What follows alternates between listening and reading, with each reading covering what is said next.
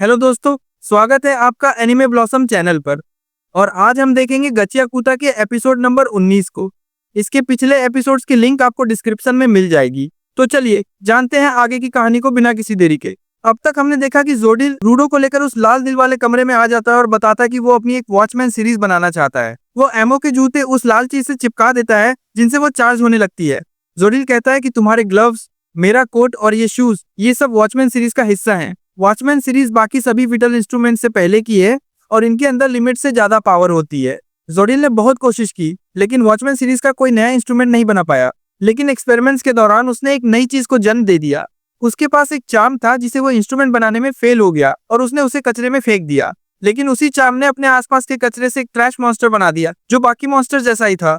रूडो को याद आता है कि जब वो पहली बार रियो के साथ एक ट्रैश बीस्ट मारने गया था तब उस बीस्ट में से भी एक विटाल इंस्ट्रूमेंट निकला था, यानी उसे भी जोडिल ने ही बनाया होगा। अभी ये लोग एक ट्रैश मॉन्स्टर के अंदर ही हैं जो उन्हें उड़ाकर स्फीयर तक ले जाएगा और वो लाल दिल इस मॉन्स्टर का कोर है।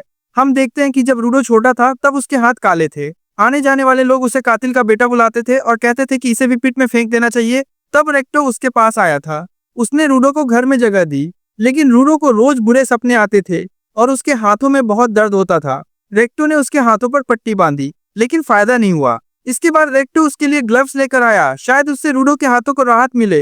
रेक्टो के पास एक किताब भी थी जिस पर वॉचमैन सीरीज का लोगो बना हुआ था।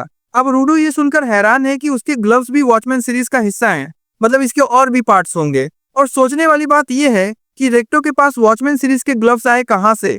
जोडिल भी बोलता है कि एक स्पेराइट जिसे वाइटल इंस्ट्रूमेंट्स के बारे में कुछ नहीं पता, उसके पास वॉचमैन सीरीज के ग्लव्स हैं और गिवर बनने के बाद भी वो पागल नहीं हुआ।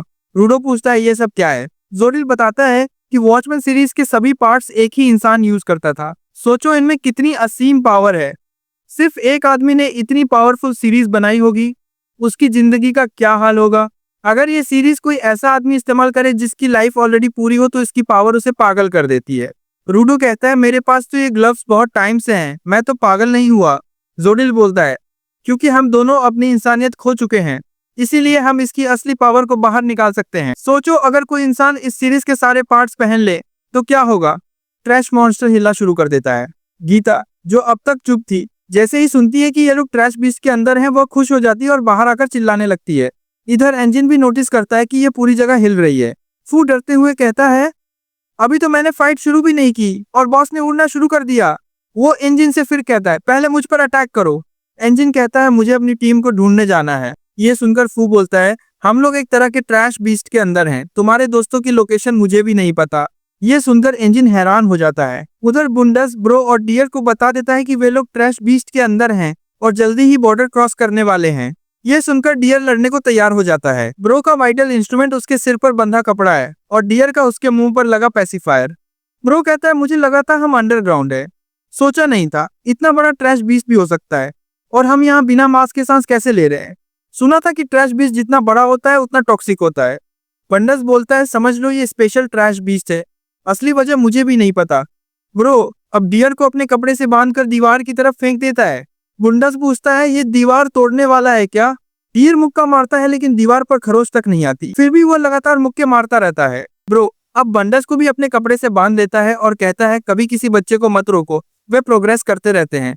बुंडस पीछे देखता है, डियर के मुक्कों से दीवार हिलने लगी थी। ब्रो कहता है वह जितनी बार किसी चीज को मुक्का मारता है उतना ही ताकतवर बनता जाता है। यही है डियर के विटल इंस्ट्रूमेंट की पावर। और ये एपिसोड यहीं एंड हो जाता है। तो दोस्तों आपको ये एपिसोड कैसा लगा कमेंट करके जरूर बताइए। वीडियो अच्छा लगा हो तो लाइक और शेयर कीजिए और अगर आप हमारे चैनल एनिमे ब्लॉसम पर नए हैं तो सब्सक्राइब करके बेल आइकन जरूर दबाइए। मैं मिलता हूँ आपसे अगले वीडियो में।